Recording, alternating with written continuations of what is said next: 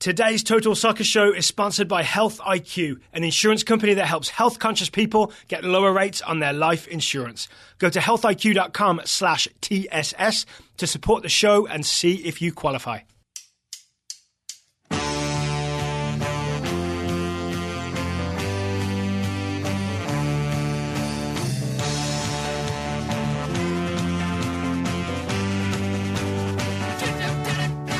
Hello and welcome to the Total Soccer Show. My name is Daryl Grove and I'm joined by a man who's putting together a big bid for Harry Kane. His name is Taylor Rockwell. Hello. Hello. I think I could take all the money I will earn in my life and I would still not be able to afford Harry Kane. Hundreds and hundreds of millions of euros. Yeah, that's not that bold of a statement. I think, the rumor was 300 million euros. Is that really what you read? Like that. Yeah, that's what Grant Wall reported, that Real Madrid were planning to spend upwards of 600 million euros this summer, 300 million of which is supposedly being allotted for Harry Kane. Is that because Spurs are going to ask for big money? Yes. If the hometown boy leaves? I would say so, yes. Well, I think his price tag went up a little bit. After Spurs went away to Juventus in the first leg of the round of 16.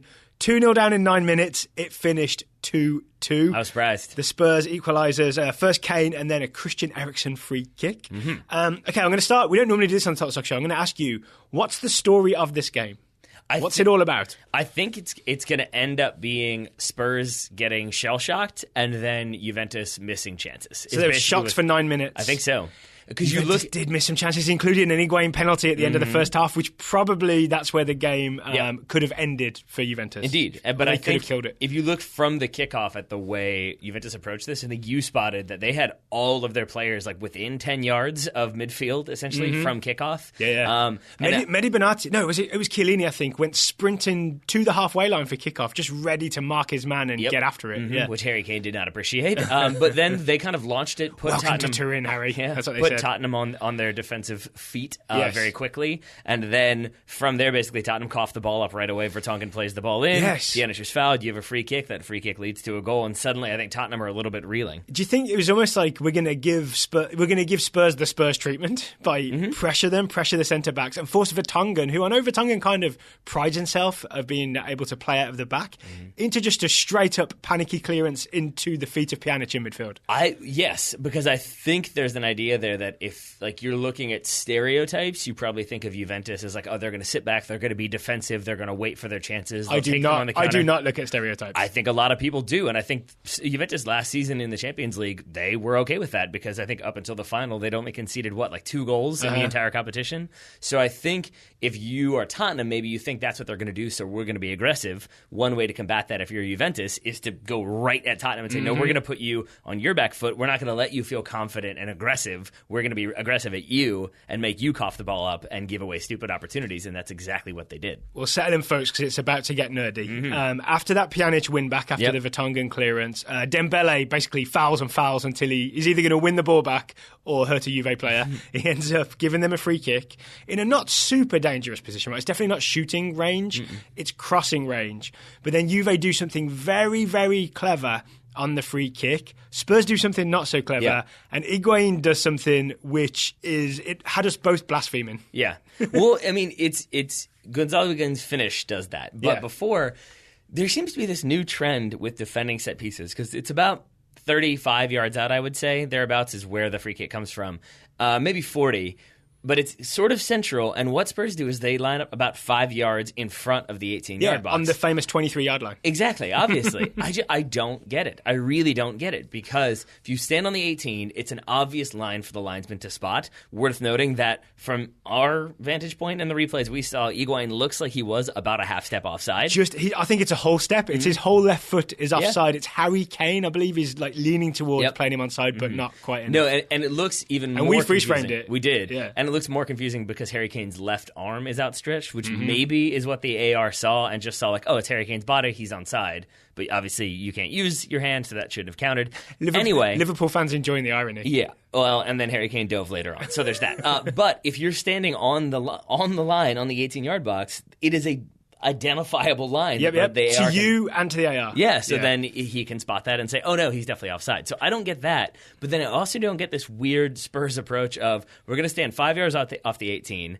we're going to drop back to have to defend this because that's what you have to do. Otherwise, you're just standing still. After the free kick is served, you usually have to drop back in order to sort of win a header. But then still playing a zone is what it looked like to me. It didn't look like they were man marking. It looked like a couple people. No, it's definitely a zone because they were all equally spaced in that line. Yeah. But then they're all running backwards. And the point of a zone, as far as I understand it, when you're defending a set piece, is that you have your area of influence that you have to defend and police and aggressively meet the ball if it comes into that area. But if you're retreating into that area, you can't then immediately come back and attack the ball. I think maybe if you're being really generous about it, maybe the plan is to backtrack and then propel yourself forward and attack the ball. But Spurs never got to do that because Juve were one step ahead of them. But you never would be able to. If that ball is served in, the ball is fast. I mean, goal taught me this. The goal film. It taught me that the ball is faster than you. So there's no way you're going to be able to run 15 yards, then turn and come back 5 yards. But here's the trick. What if you start dropping just before the ball is served in? Then you could do it, right?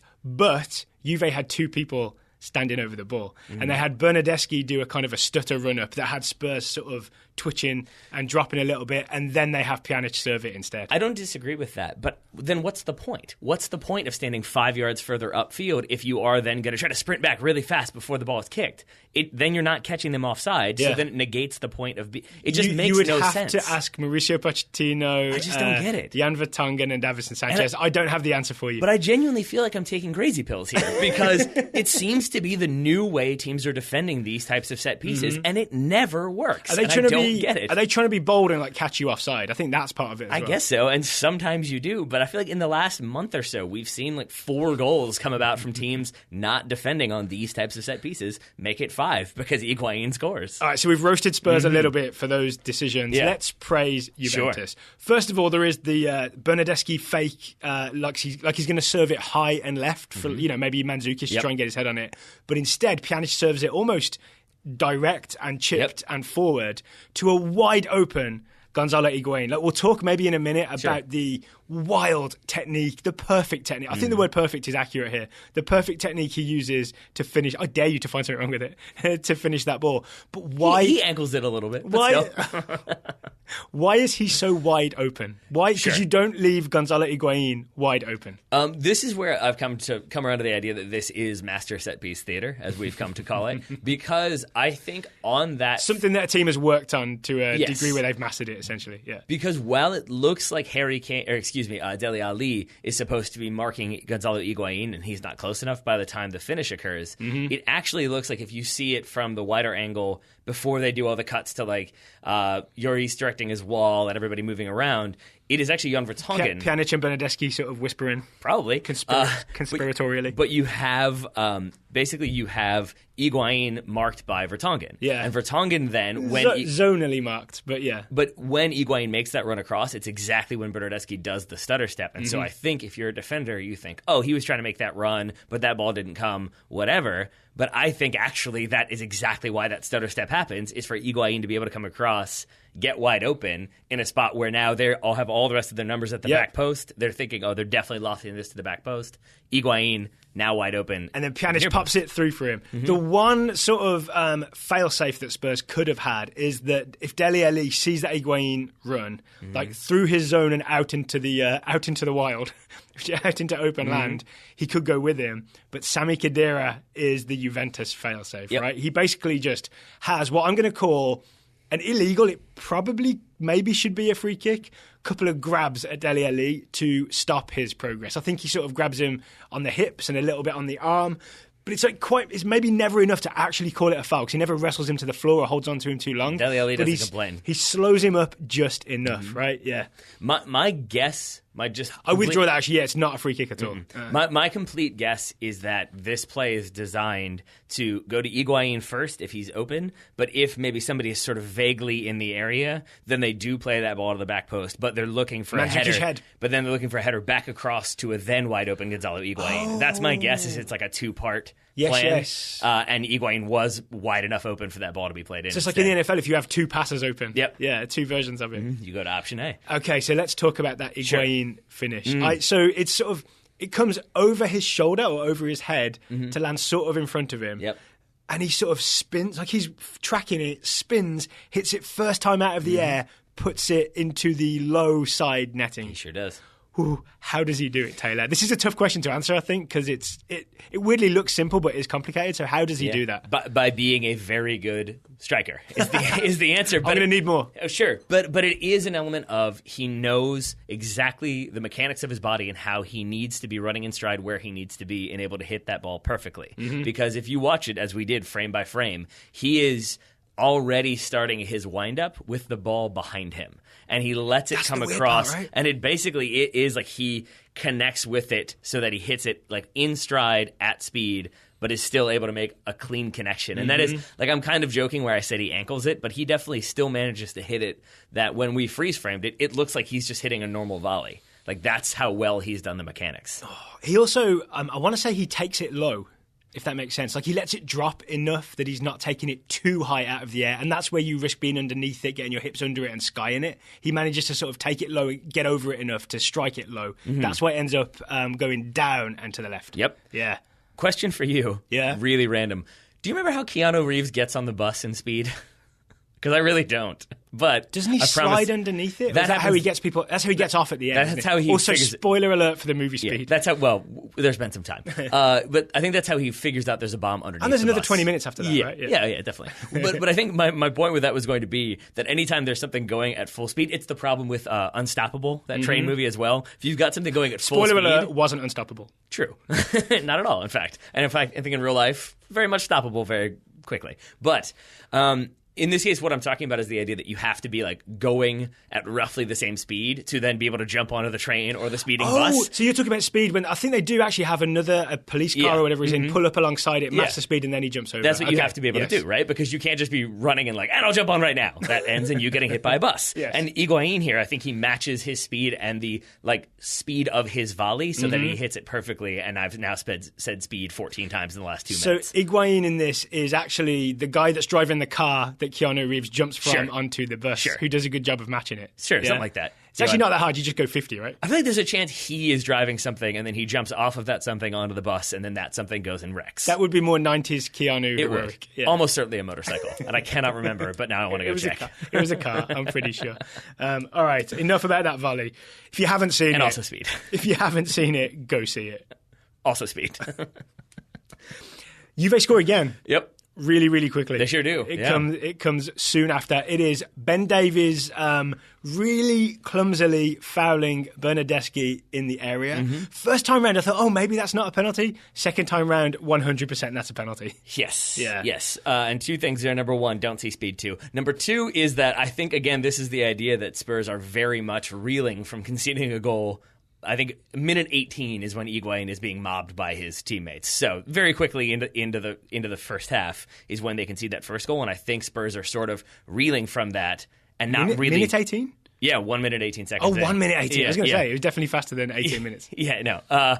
And that's when I think basically everybody's kind of struggling to figure things out. They're not very comfortable. They haven't been able to establish their game plan. And with that, I think there's a little bit of interchange between Bernardeschi and De Sciglio on the right side for Juventus. That's the right back and the right winger, essentially. Yeah. And Lamela and Ben Davies are theoretically switching off so that both men are covered. But basically what ends up happening is I think Lamela, not saying he does anything wrong, but he lets his run go because now he is marking a person at midfield. He's kind of drifting around as I think he is wont to do, but it leaves Ben Davies thinking, okay, I've marked my guy, my guy in that situation being De Sciglio. De Sciglio goes central, so Ben Davies thinks, I'm wide open, and I think he has no idea that he has Bernardeschi behind him. Yes. So when that ball comes in, he just thinks, I've got time to clear this, no pressure's on me. He goes to swing, Bernardeschi comes through, and instead he kicks Bernardeschi. So again, if Liverpool fans want to feel some Schadenfreude, this is not dissimilar to the Virgil van Dijk situation, right? Exactly, because without going too much in depth on that one, because I don't want to get more tweets. Go back and listen to it and then tweet us furiously. We really enjoyed that. But not knowing a player... That was sarcasm. Yeah, but not knowing a player is there doesn't justify clearing that player out. It's still going to be a foul. And so when he goes to kick it, and doesn't really make contact, but definitely makes contact with Bernardeschi. Even if Bernardeschi isn't going to be able to take it cleanly in on goal, he's still cleared out in the box. It's a definite foul. So is it Ben Davies' fault? Should he have spotted Bernardeschi sneaking in at the back post? Because he does check his shoulder, right? doesn't see him. I'll say it's his fault, not necessarily for not knowing Bernardeschi is there, but because he takes a very strange angle to it. We watch this, and all we can figure is that he wants to take it with his right foot because he feels more dominant with that, or maybe he's trying to settle to dribble out. I'm not sure, but he takes it with the outside of his right foot. And so maybe if he had waited and taken it with his left foot, he would have been able to open up and see Bernardeschi coming across. But because he's desperately trying to reach to get it with the outside of his right, and doesn't he do he does a weird 360 spin on his way there. It's a little kind of like Michael J. Fox in Back to the Future. There's that moment when he looks around Hill Valley and he just does a big circle. Spoiler alert? No. For a man walking in a circle, no. Hey, that was a very important scene. Pivotal spin. It was a strange approach, for sure. 2-0 after 9 minutes. I was having the feeling that we're watching FC Basel versus Manchester City on a sort of second screen, and it really had the feeling that both these games might go the same way. Turns out no. Nope. Harry Kane says no. Harry Kane says no. Much like the computer in Little Britain. Yeah, Harry Kane says no. Dele Alli, to some extent, says no. He's the one who plays Harry Kane in for Spurs' first goal. All the Spurs midfielders say, we are going to tackle hard. There are so many 50-50 balls that get fought for. I believe, actually, Dele Alli loses the ball for Spurs and then spends a long time, like at least one tackle, then maybe a slide tackle. Then it pops loose and I think Eriksson gets involved in a tussle. And then Ali comes charging through to pick up that loose ball and very cleverly sort of takes one touch, sees Harry Kane's run. Is he making like a weird lateral right to left run? And Ali slips Harry Kane through just like he will at the World Cup this summer. Sure. Provided both of them don't get injured. I'm going to say it all the time just to upset Daryl. It's another natural goal scorer, a player who has played as a striker for many, many games, knowing exactly the run to make because Harry Kane knows exactly how to hold his run to the point where... when to hold him, when to fold him? Yeah, but it's Alexandro is the deepest Juventus defender. Left back. And Harry Kane times it so well. Like even if he doesn't necessarily know that this is exactly what he's doing, I think he knows exactly how to make that run, knowing that line is a little bit staggered. That part of the reason why he is hilariously so far unmarked is because Alexandro literally does that jump back to try to catch him offside, but does it at the exact wrong moment. So then there's a good 15 yards between Harry Kane and the nearest Juve defender. Yeah, and doesn't he do a clever thing where he's behind Benatia and or Chiellini, but I think he knows where Sandro is, so he knows he's behind the centre-backs but on the side. That's where you want to be if you're a centre-forward, right? It is indeed. You'd be all about that spot. You sure would. Okay, but then he's one-on-one with the great Gigi Buffon. I feel like we're about to blaspheme a little bit. Gigi Buffon has already denied him with that header, right? And I think he's already sort of come out and forced him to play it wide that once. And I really did I remember Gigi Buffon, didn't he pat Harry Kane in the warm-up when they were sort of all meeting each other? And I really had this image of this is going to be too big for Harry Kane. Absolutely not. No, and I've just come up with a new theory about Harry Kane, but absolutely not, because Harry Kane, I think Buffon thinks maybe he's going to get to the ball first. I really don't know why he thinks that, because it seemed, I thought maybe on first viewing that the ball is played through by Dele Alli and it goes inside the area and Gigi just thinks I can get it. It's going to stop outside the box. So then he being Buffon, is at a point where he has to kind of try to stand up Harry Kane and show him one way. Not a goalkeeper strong suit. So then Harry Kane touches it around Buffon. Buffon is kind of scrambling and essentially slips and falls. Can't make any play on the ball. Wide open net. Yeah. Still a decently tight angle, but Harry Kane's always going to finish that. He absolutely. I had full faith that he would finish that. It just looked weird to me because the first 4 times I watched this, I kept thinking, what has Harry Kane done there to just slide past the great Buffon so easily? And it really took till the 5th watch to realise, Gigi Buffon's just made a huge mistake. Yep. It's not like Harry Kane has made some genius. I thought maybe he'd faked to shoot and sent Buffon the wrong way. It's just that Buffon didn't go down when he should have gone down, tries to stand up, then falls over because Kane just treats him like a 40-year-old right back that he's dribbling past. I'll take it a step further and say, if you are new to soccer, or maybe football is still on your brain from the Super Bowl, it is the equivalent to me of when a kicker has to try to tackle the return man in the open field. He's not used to tackling, and so you can see him try these unconventional dives and sort of I don't know what I'm doing here. That's what it looked like to me, is Gigi Buffon I don't really know how to play defense. I guess I'll just kind of stand up and try to make myself look like a rectangle. You dribble right around me and I'll slip. That's not good. So that was 2-1. But I do want to say one more thing about Harry Kane, if you don't mind, before we go on, is that I think, and I know Spurs fans, I do not watch nearly as much Tottenham as you do, so don't get me wrong. I'm sure he has had games where he just can't score. But I think what I don't remember that. I'm slowly starting to appreciate about Harry Kane, or the thing I'm slowly starting to appreciate, is that there are times with a striker where they miss like a clear-cut opportunity or a sitter, and then it's just like, oh, it's not his day. Like, he's just not going to do it. And it does seem like Harry Kane doesn't let that stuff rattle him. Yeah. That he probably should have scored on that header. He kind of hit it. Buffon guessed the right way, I think, but he still maybe should have hit it a little bit more clean, hit it with a little bit more purpose. Maybe that's a goal. This past weekend, he missed some clear-cut chances, but then he still finds a way to put the ball in the back of the net. The only goal. That's what I'm saying. Yeah. So it's interesting that he doesn't let that stuff stick with him too much. That's Yes. another sign of a very talented striker. And he didn't score again, but he kept on going. He did. Spurs equalised in the second half. We'll talk about that goal in a minute. Sure. First, I want to talk about the Higuain's 2 chances. He has a great breakaway where he and Pjanic exchange passes. Real pretty. And I really thought for a second, oh, here it is. Yep. And then Higuain took a kind of heavy touch, ruined the chance, and then shot wide. Yep. Fair? I think he's controlling it under pressure, but then he takes a bad touch backwards, so then he has to try to hit it like falling the wrong way, and that's always going to make it more complicated. The less defensible one is the penalty. Do you get the feeling that Higuain is great if he doesn't have too long to think about it? Yes. And if he has too long to think about it, he might take the extra touch or just slightly get it wrong. Because that chip and volley, the first goal, that you have to do that in the moment or it's gone, right? He probably doesn't have time to overthink and have too many touches. I think there's something to what you're saying, because in that situation, he knows the ball is coming back from Pjanic in that kind of like series of 1-2s they had on that breakaway. And I do think there's probably a moment where he thinks, this ball's coming back to me, I better not mess this up. So then he kind of takes a bad touch. But I would also say, we can talk about how the penalty came to be, but there's another penalty before the first half ends that he cranks off the crossbar. And if you go back and watch the first one, he puts it like down and to his left, but Lloris gets a hand to it. He does, right? And I wonder or fingertips at least. Yeah, and I think maybe if you're Higuain, you think, oh, he dove, and he almost saved that one. So maybe he's cheating a little bit, so I'm going to hit it as hard as I can straight down the middle. And he overthinks it a little bit, cranks it right off the crossbar, and it stays 2-1 at halftime. And even with that, Lloris doesn't dive. I don't think he touches it. He doesn't touch it onto the crossbar, but he does stand there and defend He the would have centre. had it covered, yeah. I think he would have touched it if it had been lower. Or would have just hit him in the chest. Yes, because he is very tall. Yeah. So I think he sort of lost the battle of widths, I guess, with Hugo Lloris there. But it makes me think that you're right, that if he has time to think about it and time to overthink, most importantly, he makes mistakes. It's a new theory of Higuain. And all Argentinian national fans are slowly nodding with me, yes. So the whistle goes for half-time. I want to say before that ball even hits the floor after hitting the crossbar. I think you are correct. It really does, like, the ref blows. He's really determined this is the last kick no matter what happens, right? So half-time, 2-1. Second half, we come out. I feel like Juve sit off a little more and let Tottenham have the ball, and I think they think that they're going to just drag this over the line. 2-1 win. We'll take that. We'll take it back to Wembley, not White Hart Lane. Yep. And that will be, even though Spurs have an away goal, that will be enough. And that's where I think the penalty miss is probably an even bigger deal, not just because it ends up 2-2, but because if it's 3-1, if you're Allegri, you could either think, we can definitely kill this game off, or maybe you think, we got a little bit of house money, let's keep going, let's still be aggressive to start the second half.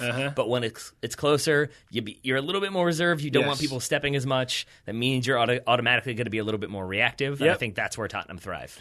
And Juve's free kick in the second minute was very clever. I'm going to say this Spurs free kick, which Christian Eriksen scores, is also very clever. Okay. Because the way it's set up, if you watch in slow motion, so if you haven't seen it, Eriksen essentially, instead of bending it around the wall, just hits it low and to the left where Buffon is.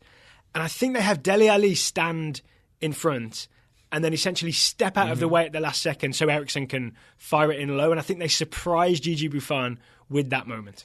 I think you're right. That definitely happens. Yeah. But I think Dele Alli moves early enough that Buffon should have seen this coming. And I do think there's an element. Again, it's weird I feel like I'm blaspheming to criticize Gigi Buffon again. But he should be saving this. Yes, I mean, he absolutely should. It is hit to where he is standing, is where that free kick goes.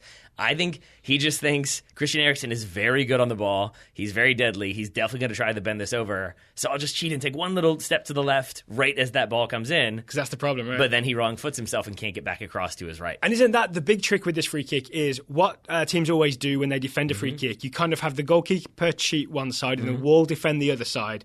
And then you're essentially saying to the free kick taker, you're obviously not going to get it past the goalkeeper, so don't even think about it. Your best bet is to try and bend it up and around or around the wall, you have to bend it over them or around them and get it to come back down and go in that far corner. And then it's quite a distance for the goalkeeper to reach where you've put it, right? That's why you see so many keepers desperately reaching for that top corner when someone has bent it around. So everything is pointing towards Eriksen trying that. And obviously that's in Buffon's head. Yep. And that's why he takes that little flinch, that little half a step to the left, which is enough to put him off balance so Eriksen can hit it low. Because it's enough because if you've cheated to the left, now all your weight is on your left foot because you've jumped over, and now you have to then get it back on the right foot so then you can jump back across to the right. And if you do that, it's going to take a little bit more time. You're not going to be able to get that clean save. I'm going to say it's still bad goalkeeping. It is. Yeah, it definitely is. It feels so weird to say. It does. It doesn't feel right. And I think John Strong was equally confused. He was the commentator for this one because if you watch it, he says he puts it under the wall or it goes through the wall. It does not. It goes right between the wall and, I guess Dele Alli and into the back of the net. 2-2. Which you don't need us to tell you that's a great result for Spurs because it's 2 away goals in Turin. So they can go back to Wembley. If they want, they can just battle out a 0-0 draw. I don't think that's what's going to happen, but the pressure's definitely on Juventus in this game. That it is, and I think Spurs will be very happy to have that pressure on them. I'll also say, final note on this game is just that, like we talked about a little bit this past weekend, how maybe St. Totteringham's Day is done, at least for the near future. And then we were I'll be surprised if we see it this year. Yeah, and then as will I. And then we talked, I think I was telling people after our indoor game about the anecdote from Roy Keane's book about, like, lads, it's Tottenham. And that sort of joke. I feel like that was Ferguson's team talk before they played Tottenham. I feel like those days are done and dusted. Because it is... Yeah, because Dembele will knock you over and then walk away with the ball, right? Yeah, but Eric Dyer could do the same. Wanyama could do the same. There's a lot of guys in Tottenham can knock you over. Exactly. But it's also not just knocking over. It's like the ability to knock you over and then score goals. To go 2-0 down to Juventus, who are known the world over for being defensively resolute and really difficult to break down, and get 2 goals against them, that's no mean feat. So well done to Spurs. It's just occurred to me, even their sort of playmaker is what you could call him, Eriksen. He's kind of feisty. He's not someone you can knock around. Nope. That Harry Kane goal, he's the one that's fighting with a Juve midfielder. He's a Viking lineage, Daryl. This shouldn't surprise you. He can step through and win the ball. He's Eric's son. Come on now. Even though it's Eriksen. Still, whatever. I think it's the same translation. I may be very, very wrong. And now the Vikings are offended, and they're coming for you. All right, we got FC Basel. We all know how they did against Manchester City. We're going to talk about that in a second. But it's a healthy result for Tottenham away to Juventus. And today's show is sponsored by Health IQ. Health IQ is an insurance company that helps health-conscious people get lower rates on their life insurance. If you go to healthiq.com/TSS, you'll be supporting the show, and you can see if you qualify for lower rates on your life insurance. I like to think of like a Tottenham player talking to a Health IQ agent and running through everything like, wow, you run that much, that's great, you're physically active, you eat lean. Do you get into a lot of physical altercations? It's like, no. Like they might have to fudge that one a little bit. Physical altercations may also be good because anything that you do that like keeps you strong and healthy can possibly lower the rate you get on life insurance. You can tell Health IQ if you're a runner, if you run 10 miles a week or more, you can send them your Fitbit data. If you can prove that you're healthy, you can get a lower rate. You can also go to their website and you can take a health quiz. The points you earn will go towards earning you a lower rate on your life insurance.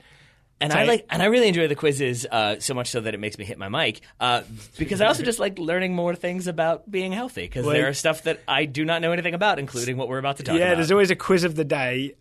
Today's quiz is diets. Do detoxes really help you trim the fat? Oh, boy. I don't know the answer to that. And these questions are going to get even more granular. I think there's a chance that I'm slightly biased here because I want to immediately say no. Let's see what happens. Let's find out. All right, we're going to start quiz. We'll give you like 3 questions, see how you do. Sure. Okay, first question. Brief fasts of 16 hours may improve metabolic functioning. However, when returning to food, it's important to remember what? To avoid binging, to increase laxatives, it can't be that one, to lower water intake, to add extra exercise. I'm going to say it's either avoiding binging or having extra exercise, but I'll say avoiding binging because I think that's always good advice, unless it's Netflix. You're correct. You're correct. And even then, sometimes you got to give it time to breathe. Detox cleanses like the Master Cleanse and Juice cleanses are known for helping one lose weight. The Queen wrote this, it seems. But they can often be high in sugar, low in phytonutrients, full of trans fat, or fiber rich. I'm going to say high in sugar because I think the one my wife did briefly had a bunch of like honey in it. So I'm going to say high in sugar. Also, you don't know what phytonutrients are, do you? And also, I was stalling so you could take your drink. Thank you very much. I was hydrating. High in sugar is correct. Well done. That's how we do it. Final That's how one. We do it, Daryl Grove. You're on a bit of a roll, right? Okay, final one. If choosing to imbibe detox drinks that contain activated charcoal... Further fancy. It's best to avoid taking them with what? Liquids, plain water, medication, or fiber? I'm going to say medication just because that seems like the most logical answer. That sticks out like a sore thumb, doesn't it? You ready? All Correct. Right. This is the thing in like Who Wants to Be a Millionaire where you can always get the right answer when there is no pressure on you. But if you ask me that in a pressurized setting, I'm like, I have no idea. I'm scared. If we put some big money on that. Yeah. So if you want to go to healthiq.com/TSS, see how you do on the quiz, see if you can get yourself lower rates on the life insurance. To see if you qualify and get a free quote, once again, go to healthiq.com/TSS. Or if you talk to a Health IQ agent on the phone, mention TSS so that we get the credit for sending you there. I like that plan. I like that plan a lot. Less healthy was FC Basel's result because they had Manchester City come to town. They did. It finished, I believe, 4-0 to Manchester City. We didn't watch this one in as much detail because it was on the sort of second screen, which is much smaller. And it was there because we kind of knew this was coming, right? We did. And it sounds like from everything I've read that so too did the Basel fans. So even though it was a 4-0 loss, it sounds like it was a bit like, you guys are destroying everyone in the Premier League. We are aware that the Swiss League is not the same as the Premier League, so we're here to have fun. And even I think what a lot of the fans approach to this game was. I've been hearing the thing of like FC Basel have, knocked off some English teams in recent years, but FC Basel tend to go in waves of like they build with some good youngsters. Like they had Mohamed Salah when he was just in Europe for the first time. Oh, was he? I didn't know that. I forgot about that. So they have these waves. Granit Xhaka? Yeah, I believe so. They have these waves where they have really good players. Xherdan Shaqiri. There it is. There you go. But now they're in one of those downturns because they sold a lot of players in January, right? Yep. So they were there for the taking. They were.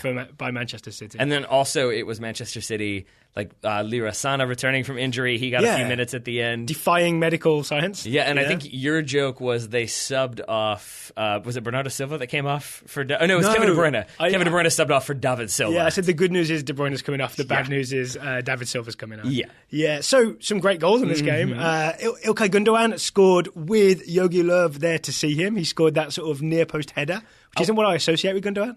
No, and also Gundogan isn't always in City's starting lineup, and obviously, as we just said, Leroy Sana has been injured, returning from injury.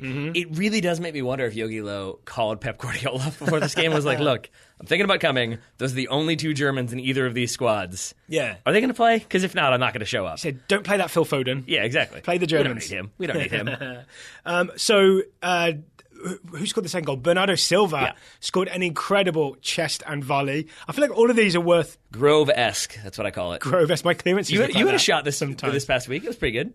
Wait, what were we doing this past week? In indoor. Oh, in indoor. Yeah. That's not quite as good. Also, mine didn't go in and was not in the UEFA Champions League. Well, there is that. Yeah. Gundogan had another goal, a blast from distance, but the best blast from distance came from Ed209 himself, Sergio Aguero. This was another one where the keeper didn't move, and I think because he just hit it so hard, so fast, there was no chance. I think he screened a little bit because there is a defender between him, the goalkeeper, and the ball. That's fair. But it's still, he does have enough time and it's struck from enough distance for him to be able to see it. And I think he's just like, oh, well. Like, I'm not getting this. Let's be real here. That shot is blasted. Oh, well, that's fine. Yep. So 4 away goals for Manchester City, 0 home goals for FC Basel. I think it's fair to say we just won't watch the second leg. Unless it's a Phil Foden, Brahim Diaz, Manchester City youth run out. What I think we're probably going to see. I actually am going to watch that. That sounds a lot more fun. Yeah, but I mean, it was obviously good for Man City. You get some target practice if you're at 209. That's always nice. But it really was. I mean, you bring Leroy Sana back.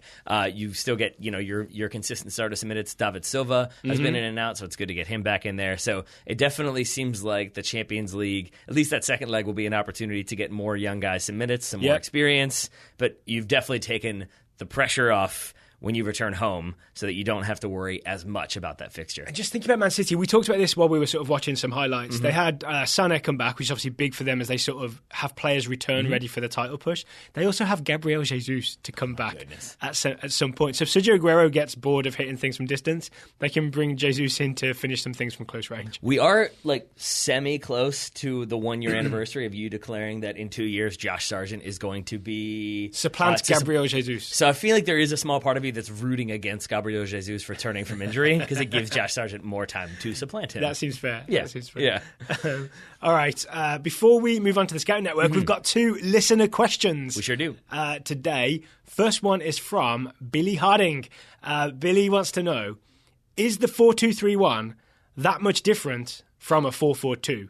Besides dropping a striker back to better control the middle. So what's the difference between a 4-4-2 and a 4-2-3-1? I also, I've met Billy. Billy knows his soccer. So I think this is, he just wants to get into the details on this a little bit.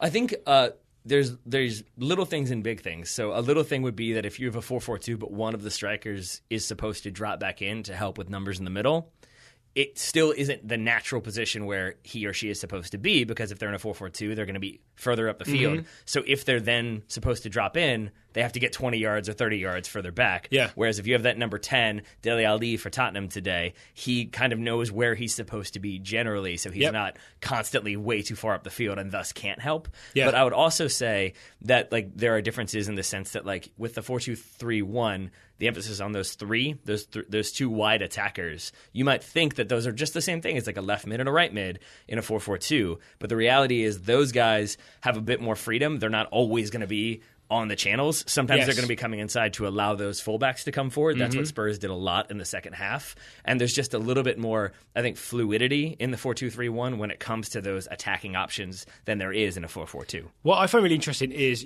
and I agree with everything you just said, but you could also say, is there that much difference between a 4-2-3-1 and a 4-3-3? Because if you think of that number 10, the central attacking midfielder, as part of a midfield triangle, you could also say that's the same as a 4-3-3. Yeah. And I think it used to be that basically the 2 formations were 4-4-2 and 4-3-3. I think the reason the 4-2-3-1 is so popular is because it weirdly does give you the flexibility to get sort of the best of both worlds from both of those sort of old 80s, 90s standard formations. Yep. Is that a fair way to look at it? I think so. But I think then, as we always bring up when we talk about formations, it's always important to remember that if you asked Pochettino, oh, you guys were in a 4-2-3-1 today, he would say, no, we weren't. Or if you asked Ferguson if you're in a 4-4-2, which I did, and he said, no, we weren't. We never play 4-4-2. Well, I think coaches stray away from actually putting a number on what they're doing. It's never quite that simple, is it? I think also, if you look at, say, Barcelona right now, when you see the lineup on the screen, they say it's a 4-4-2, but it's so much more complicated than that. Yeah. Leo Messi's doing all kinds of other things. Iniesta's role is not just left mid. He does all kinds of drifting inside and doing this and that. Do you know what I'm saying? Things are very, very...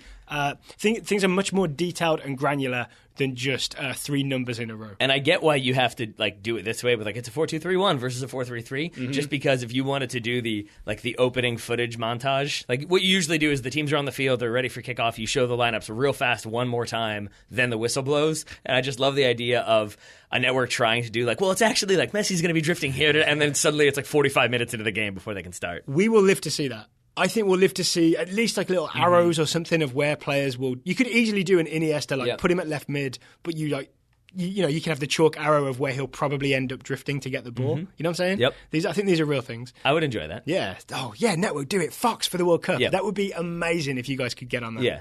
But so to maybe put a knot on or put a bow, on Billy Harding's question, I would say there's never that much different between certain formations, but there's enough different that you do want to delineate with the numbers that we sometimes use. But that said, if someone's oh, they're clearly in a 4-3-3, not a 4-2-3-1, it's maybe not worth that level of smuggery. Find another seat at the bar is what I would do. Yeah. All right, second question today comes from Ben Sundstrom. Ben wants to know, it's an interesting one, why don't more MLS clubs hire managers like Tata Martino, high-profile Tata Martino, former Barcelona coach, former Argentina coach? It's a salary cap league, but to my knowledge, there's no cap on what you pay a manager. It seems it would be an easy way to skate by MLS's complicated salary rules. Bielsa and Blanc are just sitting in wait, and Pellegrini and Capello and a multitude of other Super League managers, but which I take to mean Chinese Super League managers, have shown that paychecks grease wheels.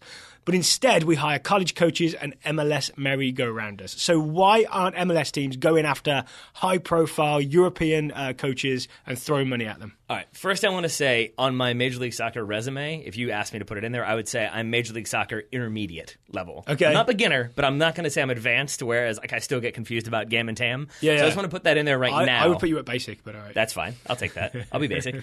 Just because I know there will be some people out there who might object to some of the things we're going to say, but this is from my opinion, my experience. Yes. And I would say I think a big part of it is that there's still that conventional thinking within Major League Soccer that you have to understand MLS in order to coach an MLS. And I know that's a silly way of putting it, but you have to understand Gam and Tam and player acquisition and how a draft works. We always go back to Ruud Gullit with the LA Galaxy. That suddenly you're like, wait, what is this? Why can't I play whoever I want? Why can't I do this? Yeah. And is that in the Beckham experiment? I think there's a lot of detail about that. Yeah. Yes, and so I think that sort of thinking still prevails, and that's why I almost equate it with relegation-threatened teams in the Premier League. It's why Tony Pulis will always have a job. Same thing for Sam Alan Allardyce. Yeah, I mean, you're always going to have those people who will have opportunities because they know how to get out of a relegation scrap. They know how to get the best out of players on a budget, and I think Major League Soccer is something similar, where you're going to have those same coaches probably get looks that they might not otherwise get in other leagues because they're familiar. The interesting thing is there's become a very strong trend in Major League Soccer for having a GM/technical director, and now it means that you can have Carlos Bocanegra, who knows how MLS works, be the technical director, I believe, at Atlanta, and you can bring in Tata Martino. And, he's a smart, hardworking man. He's going to learn the MLS rules, but he has a guy to work with from the start. Bocanegra, I'm not sure who was hired first, but they definitely came on board at roughly the same time. So they were a team, and Bocanegra brought the MLS knowledge. Yep. So I think now it's more likely that you can get some big-name European coaches. And I know Martino's not European, by the way. I'm saying experienced in Europe coaches, if they can work with a TD who has the MLS roster rules and regs imprinted on their brains. But I think to your point about Atlanta... and download the update every season. I mean, you have to. But I think to your point about Atlanta, the other thing that I think really sets them apart and probably frustrates a lot of Major League Soccer fan bases is that, as I recall, they signed Kenwyne Jones as a designated player. No, they didn't. We thought they did, but they just spent some allocation money on him. In order to get him, though, right? Like, theoretically, they were going to get him before Tata Martino was named the official head coach. My point is simply that with a lot of other clubs, if they brought in a striker, a very big physical striker for a coach who wants to play fast technical passing, then they might be in trouble because suddenly we've spent a bunch of money on this guy and he doesn't quite fit. Yeah. But Atlanta don't seem to have a problem spending money. They will do that when they need to. Yeah. And so it felt like for other clubs it would have been like, well, that guy's starting every single game because it's Kenwyne Jones. And for Atlanta it was like, well, he doesn't really fit. We'll play him when we need him. Martino was like, have you heard of Josef Martinez? Yeah, exactly. I'm going to show you some videos. Exactly.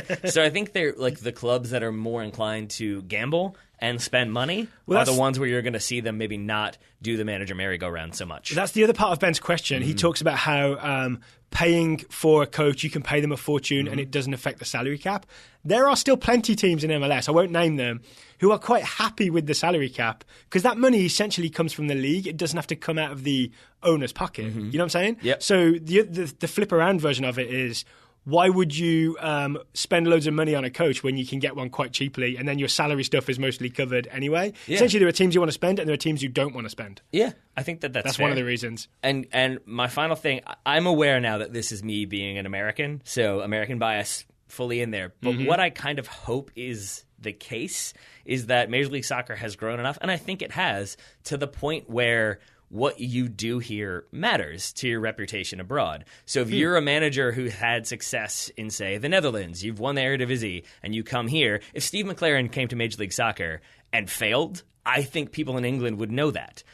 I think if Steve McLaren went to China for a year and then came back, they'd be like, oh, yeah, he went to China, whatever. That's what happens. And I do wonder if there's an element of it's more known and there's more risk crossover. And so there's more risk to your reputation to go to another league. I hadn't thought of it that way. I'm not saying, don't get me wrong, I'm not saying it's as competitive as France and you have to make that choice. But I think if you're choosing between Major League Soccer and a gig with League One, League 1, excuse me, that you might be like, I'll take that because at least if I fail in France, it's more of like, oh yeah, it's like, but it was France. Difficult. It was hard. Yeah, exactly. Whereas Major League Soccer, people will know that you failed, but they also might still be like, and you failed there? That's not good. You're not a good coach. So I do wonder if that factors into it. Jimmy Bullard would agree with that.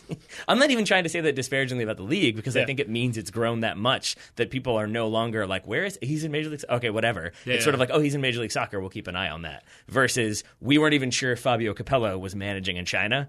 And I think most people would know where he was if he were managing with, say, Orlando. So I think you might see more coaches with European experience come to Major League Soccer, but there's not going to be a big flood. It'll be teams who... Cause it seems like Atlanta really thought hard about Martino. It'll be teams that have really picked out, this is the guy. Kind of like you feel like LAFC have with Bob Bradley. I know he's American, but he's a coach with European experience. Yes. And all of that said... to our Chinese soccer overlords, I apologize for offending you. And I'll learn Mandarin if that's what it takes. Or Cantonese, whichever. I will not. Okay. That's fair. Will not. I'll fight you to the end. Nor will I. If you would like to ask really hard. If you want to send us a question, it's totalsoccershow.com/questions. I've been studying Major League Soccer for 22 years, and apparently I'm only still at intermediate/basic level, so I can't even be asked to learn Chinese. I was joking. I think we're both at sort of like intermediate plus level at this point. Sure. But we're certainly not Matt Doyle. No. Okay. No, we are not. To the Total Soccer Show Scouting Network, we have updates on some youngsters, some exciting young Americans in here. Shall we start, though, with a German? Sure. It's Colin Johnson is scouting Jan Fiet Up, the 18-year-old forward for Hamburg. He feels like an American because he constantly replaces an American. Since Bernd Hollerback's appointment at Hamburg, Jan Fiet Up has had his role reduced significantly. In the last 3 games, he's come on as a sub for Bobby Wood, but has only managed 1 shot. Not looking great for Hamburg to stay up. I wish one of those strikers would start scoring. I mean, Jan Fiet Up did for a while, and then it seems like that diminished the scoring return. So Bobby Wood back in the starting lineup, but he also not scoring. Not ideal for Hamburg. Not ideal. Rowdy Frazier scouting Jake Morris. Of no relation to Jordan Morris, is what Daryl tells me. 18-year-old American left back for the Seattle Sounders. Following a prolonged period recovering from injury, Jake scored for Seattle's U19s in their friendly versus Santa Cruz Breakers Academy. He hasn't trained with the senior team this preseason, so it looks like S2 is in his future. That's the Seattle Sounders USL team, for those who are confused. James Jones is scouting the one and only Andrew Carlton, the 17-year-old American attacker for Atlanta United. Heard of him? James says Andrew Carlton entered Atlanta United's rain-soaked friendly at Nashville in the 77th minute. He played towards the left side of the pond, that's funny, but was given the freedom to roam to make plays. Well, that's what I see Carlton doing. Andrew wasn't the best of Atlanta's homegrown performers, but the conditions made it nearly impossible to draw any conclusions from this game. For example, the game's first goal was off a Nashville back pass that stopped halfway to its target and might as well have sat on a tee for Josef Martinez. Not bad. The aforementioned. The story here is Andrew Carlton is playing preseason minutes for Atlanta United. He's still hanging on. As you were saying, yesterday I think it was? Yeah, that you still have some of those teenagers in there? Slowly getting knocked off. Chris Durkin, I think, is still in the mix as Chris well. Goslin is as well for Atlanta, yeah. Lots of Chris's. Alan Bedford scouting Jonathan Lewis, 20-year-old American forward for NYCFC. Jonathan Lewis is getting some chances for NYCFC in preseason. In New York's game against Jacksonville University, Lewis played the entire second half and scored in a 5-2 win. He then started against LAFC in a 1-1 draw, but was not involved in a preseason match against the Galaxy. My understanding is that Lewis is going to be the beneficiary of Jack Harrison leaving NYCFC and that he'll see a lot more minutes. I saw a lot of people were kind of upset that Lewis wasn't called into the January camp for the US men's national team. He's rated that highly. Jonathan Lewis on the left wing for NYCFC. Keep an eye on him this season. Do you want to see my Pep Guardiola impression, by the way? I've been working on it. Say Jack Harrison. You've signed Jack Harrison, correct? Who? There Jack Harrison. That really did. That really did happen. That really did happen. I think, to be fair, it was because they asked him, how does he figure into your squad going forward? And they asked him, will he be involved in your preseason squad next year? As Guardiola you do. was like, dude, it's January. Good to see that the journalists have already moved on to next season. They're done covering this one. Good stuff, Man City. Alex Forbis is scouting Reggie Cannon, the 19-year-old American right back for FC Dallas. Alex says that Reggie Cannon is in pole position to be Dallas's starting right back this coming season. Take that, Grana, with your bad tattoos. He recently started at right back. He's gone, I think, in a 1-1 draw with Santa Tecla FC, as well as at right wing back in a 3-5-2 for Dallas's 3-1 win over Cartagenas.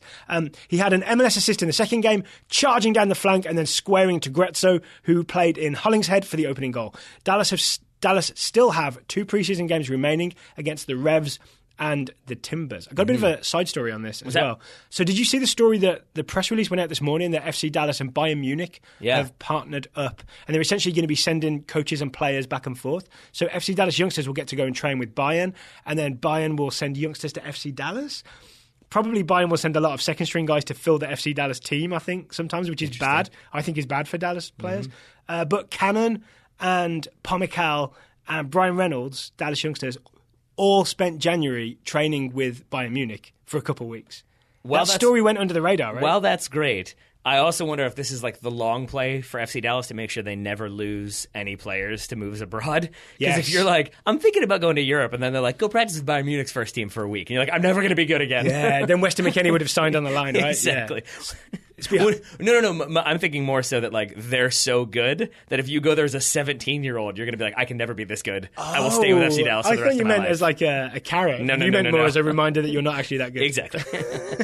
It's a harsh way of looking at it. Hey, man. What do you think of my theory, though? Strong survive. That this partnership, though it sounds good for Dallas and Dallas youngsters, could end with a bunch of Bayern 2 or Bayern U19 players filling out the Dallas MLS team and blocking the pathway for Americans to actually play. I mean, there's some German Americans in there that could be sent back to FC Dallas, and then they get more familiarity. It works. Yeah, what if it's like send us Hawkins and Butler and all those German Americans? Timothy Jones, throw him in there too. Why not? That's a good idea. Sure. I like your way of seeing the world. I like that too. Jonathan Katula scouting Jacob Akanyarigi. I think that's how you spell it. Jacob Akanyarigi, 16-year-old American center back for San Jose. In December, Jacob was briefly San Jose's youngest ever homegrown player until January, when they signed 15-year-old Gilbert Fuentes. Akanyarigi was called into the US U18 camp and has been training with the Quakes senior team this preseason. Oh, add him to the list of survivors. Yeah, it is very impressive, particularly given that he has the dubious distinction of being born on December 31st, 2001, making him the youngest player in his eligibility year. Was he born at 11:59 p.m.? Almost certainly. Ian Russell, the head coach of Reno FC, the Quakes' USL affiliate, recently stated that he expects Fuentes, Akanyarigi, and JT Marcinkowski, the former Duke goalkeeper, I think, to spend all time on loan at Reno this season. All right. Excuse me, to all spend time, not to spend all time. I knew what you meant. I appreciate that. Gustavo Mendes. I could read. Gustavo Mendes is scouting Nebayu Perry, the 18-year-old Swedish-American attacker for FC Cologne 2. That's not where I remember him playing. Gustavo says Perry moved to FC Cologne 2 in the January window. He sure did. But has not yet gotten any opportunities in the Region Liga West just yet. So I think as I recall, the Region Liga, their final 2 games before the winter break were all canceled or postponed because they're basically playing on like normal fields where they can get snowed in. Oh, okay. And then I think since return from break, there's been 1 game and then a series of postponements because of snow again. Oh, wow. So not much happening there, so it's understandable. So the Region Liga is going to switch to an MLS schedule, maybe? Yeah, sure, why not? Richard Rolson, scouting Ian Harkes, the 22-year-old American midfielder for DC United, whose family is 1 short of a 5-a-side team. I learned that on last week's Top 4 Soccer show. John Harkes' daughter signed for a college? Yeah, and one is already playing in college, too. Oh, really? So there you go. Ian Harkes had a good game when DC United played reigning Swedish champions Malmo in a preseason friendly. He partnered new arrival Ulysses Segura in midfield and had the MLS assist for Darren Maddox's goal in a 2-1 loss. Forgot Darren Maddox had gone to DC. He sure has. Robert Newman is scouting Mason Mount, the 19-year-old English midfielder on loan at Vitesse from Chelsea. Robert says that Mason Mount got an assist in Vitesse's 3-1 win over Feyenoord. He has 6 goals and 3 assists this season and recently spoke publicly of his desire to be the first Chelsea youth teamer since John Terry to break into the first team. Which I read and was like, that can't be the case, and then slowly rolled through the list of all former Chelsea Academy players who now play elsewhere. Yep. And came to the conclusion that it can in fact be true. So there are Chelsea youth teamers who've made appearances for the team, but they all get moved on eventually, right?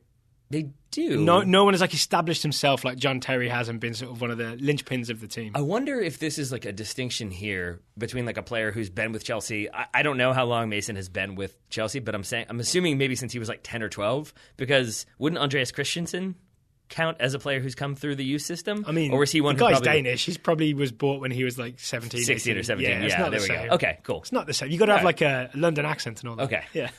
The Hector Bellerin. Oh, somebody tweeted us to say what it is, and I can't remember what it is. Spockney. Thank you.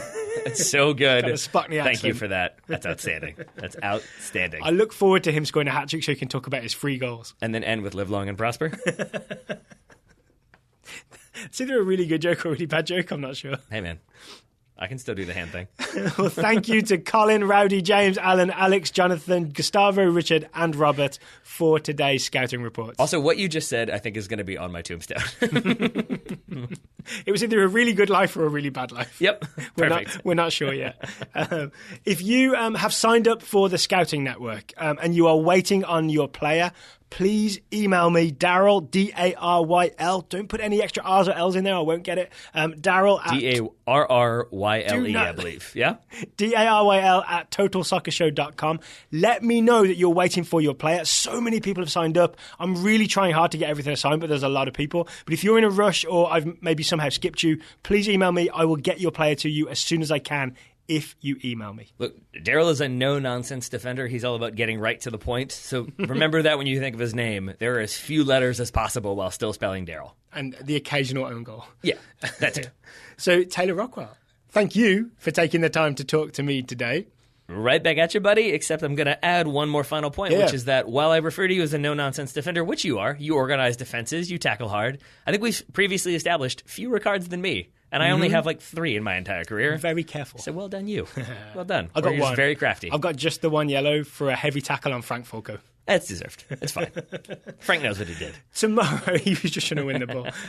Exactly. Tomorrow, we'll be back to review Porto-Liverpool, which should be very energetic. I'm looking forward to that. And Real Madrid-PSG, which has all the glamour and quite a lot riding on it. Indeed. So check back with us tomorrow for reviews of tomorrow's Champions League games. They're on Fox Sports 1 and Fox Sports 2. All right, thank you for listening, and we'll talk to you again tomorrow. Bye-bye.